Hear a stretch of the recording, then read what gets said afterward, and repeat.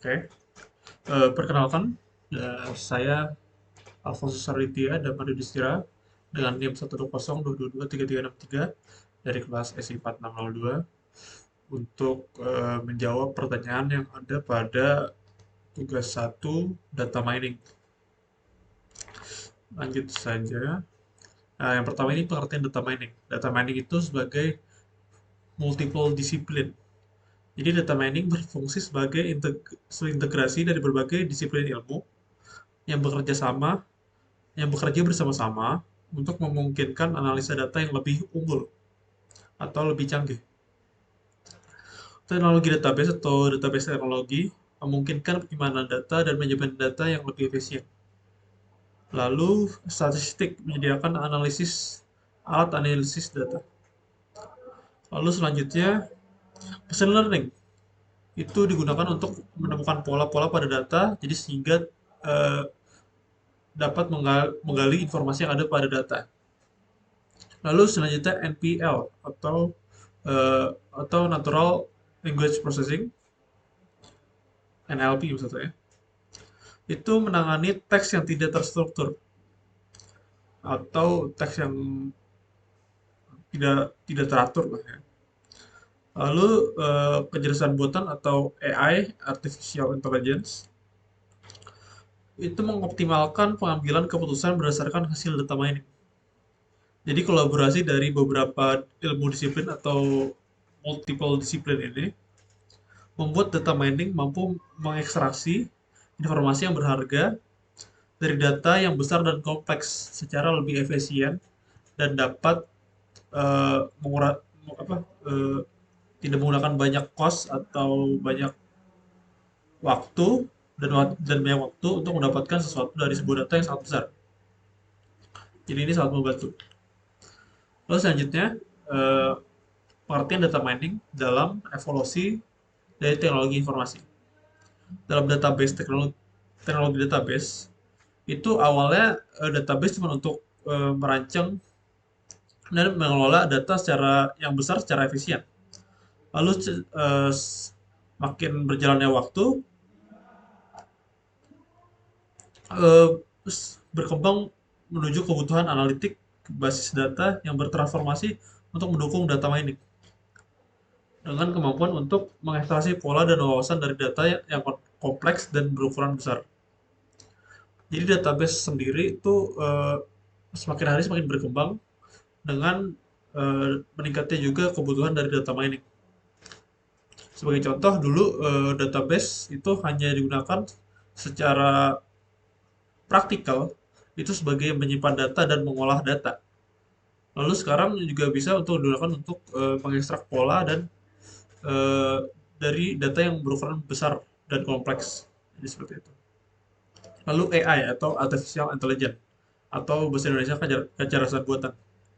Data mining menggunakan algoritma AI seperti machine learning untuk menemukan pola tersembunyi dalam data. Machine learning menggunakan AI untuk meningkatkan kecerdasan sistem dalam pengambilan keputusan otomatis yang lebih cepat dan efisien.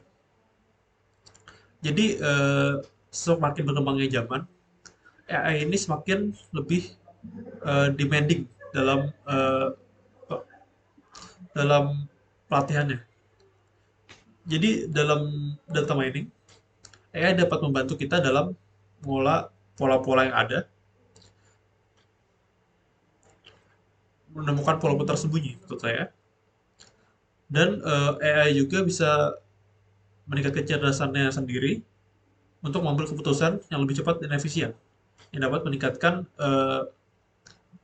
progres atau efisiensi dalam penambangan data. Jadi kita bisa tahu. Lalu fungsi data mining berdasarkan metode. Yang pertama korelasi atau correlation. Metode korelasi digunakan untuk mengidentifikasi hubungan atau asosiasi antara dua atau lebih variabel. Korelasi dapat membantukan pola atau tren yang menunjukkan apakah variabel-variabel tersebut memiliki hubungan linear atau tidak. Oke, sebagai contoh, saya menemukan berita bahwa semakin pada musim panas, pedagang minuman bisa meraih untung atau cuan 1 juta per hari, 1 juta rupiah per hari. Ini membuktikan adanya variabel yang berkorelasi antara naiknya suhu naiknya suhu yang ada di sekitar kita dengan pendapatan yang diperoleh oleh pedagang minuman. Karena tentu apa cuaca yang panas eh, membuat kita ingin untuk menyegarkan diri dengan minuman. Jadi seperti itu. Selanjutnya clustering. Clustering bertujuan untuk mengelompokkan data-data yang memiliki kesamaan dalam kelompok-kelompok atau cluster yang berbeda. Ini dilakukan tanpa tabel atau kategori yang telah ditentukan sebelumnya. Oke, sebagai contoh saya ambil bank. Nah, ini ada di kehidupan nyata juga. Misalkan eh, bank memiliki produk berupa kredit card. Nah, bank ini sendiri nanti akan mengelompokkan bagaimana pelanggannya ini dalam menggunakan kredit card tersebut.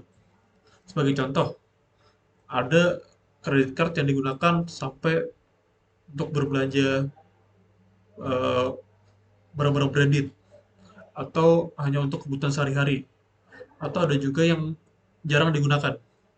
Jadi data-data ini dapat digunakan bank untuk nantinya, wah kita harus kayaknya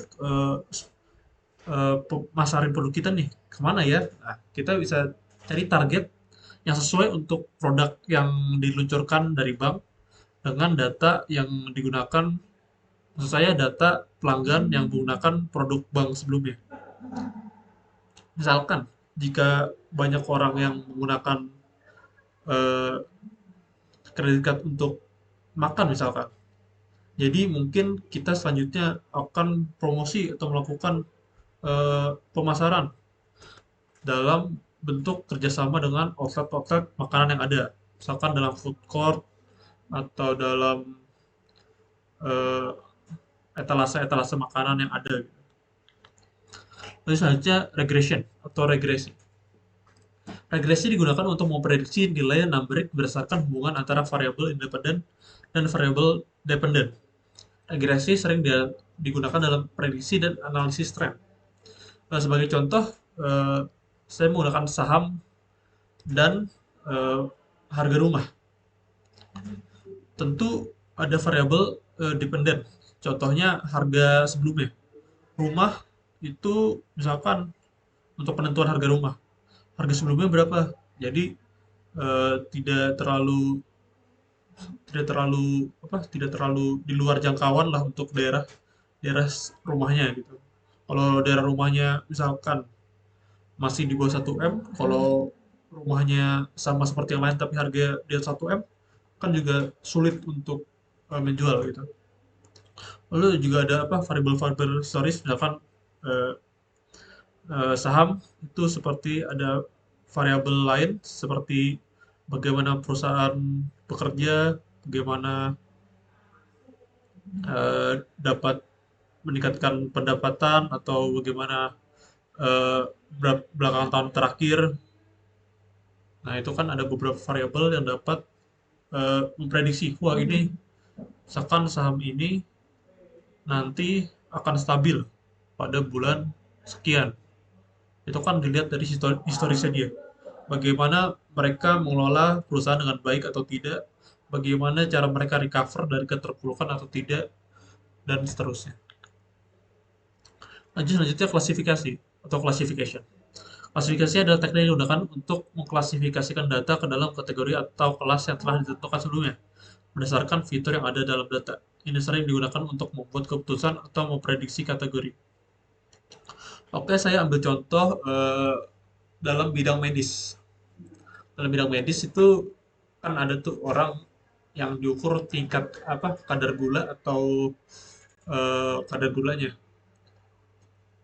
Itu kan berarti pasien di double datanya berupa mungkin tekanan darah, eh, apa lagi, eh, ya dicek lah semua, check up gitu. Terus ada historisnya, set, set, set. Terus secara default sistem akan mengklasifikasikan ini bahwa pasien ini misalkan sudah darurat diabetes atau masih normal kondisi kadar gulanya. tidak ada tanda-tanda diabetes, atau masih baru menunjukkan belum masih baru menunjukkan belum parah, itu ada klasifikasinya. Misalkan seperti itu. Soalnya saya pernah tes seperti itu. Lalu selanjutnya ada time series analysis. Time series analysis itu digunakan untuk menganalisa data beruntutan berdasarkan waktu untuk mengidentifikasi tren, pola musiman, atau fluktuasi yang berulang. Ini saya gunakan Costco. Jadi time series analysis ini dapat digunakan untuk misalkan supermarket ini untuk nyetok barang atau mempersiapkan barang lebih banyak jika akan terjadi suatu event atau pola musiman. Sebagai contoh, di Amerika ada Black Friday. Itu diskon besar-besaran loh untuk banyak supermarket. Jadi mereka dapat menyetok lebih banyak agar eh, demandnya terpenuhi. Jadi bagaimana mereka tetap dapat memenuhi demand yang ada dalam masyarakat. Itu mungkin itu seperti itu. Lalu yang selanjutnya ada asosiasi atau association. Metode asosiasi mencari aturan asosiasi atau keterkaitan antara item dalam data. Ini sering digunakan untuk memahami pola pembelian atau preferensi pengguna berdasarkan item yang sering muncul bersama. Oke, sebagai contoh, saya sering menggunakan Twitch. Di Twitch itu ada orang yang bisa memfollow suatu streamer ya. Jadi jika streamer yang saya follow itu lagi offline atau tidak melakukan streaming, maka Twitch akan menyarankan streamer lain yang setipe, yang sering ditonton juga oleh sesama follower. Misalkan sih, saya follow ini Paris Manfred. Jadi kalau Paris Manfred lagi offline, itu penonton Paris Manfred biasanya nonton eh, konten-konten yang mirip. Seperti apa? Contohnya dalam kasus ini adalah game.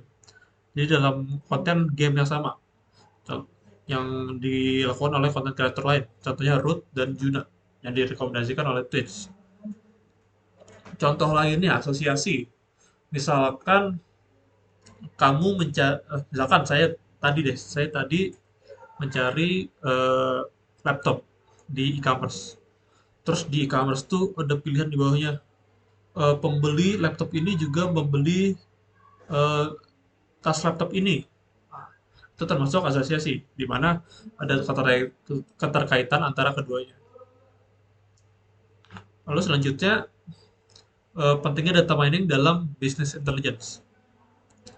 Yang pertama itu customer segmentation. Jadi dalam data mining membantu pengelompokan pelanggan berdasarkan preferensi, demografi, dan perilaku, memungkinkan pemasaran yang lebih efektif. Saya beri contoh Amazon. Amazon menggunakan analisis untuk mengelompokkan pelanggan sehingga dapat memberikan rekomendasi produk yang lebih relevan dan meningkatkan kemungkinan pembelian. Misalkan saya misalkan di daerah tropis, hidup di daerah tropis. Amazon kan nggak mungkin merekomendasikan saya misalkan jaket tebal untuk musim salju, tidak mungkin. Jadi Amazon pasti akan eh, menyarankan saya mungkin payung untuk hujan atau topi untuk tarik matahari. Jadi tergantung demografi dan preferensi. Misalkan juga saya tidak suka apa topi topi bucket, saya sukanya baseball hat. Nah, kan saya kan bisa tahu tuh dari saya seberapa sering ngeklik barang itu. Misalkan saya lebih sering mau klik topi baseball hat. Jadi Amazon akan lebih merekomendasikan hal-hal yang sudah ada datanya, sudah saya klik, sering saya klik maksud saya, atau sesuai demografi saya, yang meningkatkan chance saya untuk membeli barang yang ada di Amazon. Lanjut selanjutnya market basket analisis. Sorry. Teknik ini mengidentifikasi produk yang sering dibeli bersama. bantu strategi pemasaran, dan penataan produk. Ini sebagai contoh saya ambil Walmart. Walmart menemukan bahwa pelanggan yang membeli susu juga sering membeli roti. Mereka kemudian mendapatkan kedua produk berdekatan, maaf, dan membuat penawaran bundling. Eh, Bisa jadi contoh yang lain juga, eh, roti dengan meses, lalu eh, minuman bersoda dengan kacang. Itu kan depan-depanan, sering apa, bukan kacang, maksud saya cemilan, kan depan-depanan karena sering dibeli. Lalu produk produk kopi, kopi berdekatan dengan produk teh karena eh, akan mencari juga. Jadi ada kemungkinan orang sering mencari hal-hal tersebut. Jadi dikelompokkan ke dalam satu tempat agar memudahkan pelanggan untuk mencari barang. Jadi seperti itu. Lalu yang terakhir ada crunch prediction. Jadi data mining memprediksi pelanggan yang mungkin berhenti menggunakan layanan, memungkinkan perusahaan mengambil tindakan pencegahan.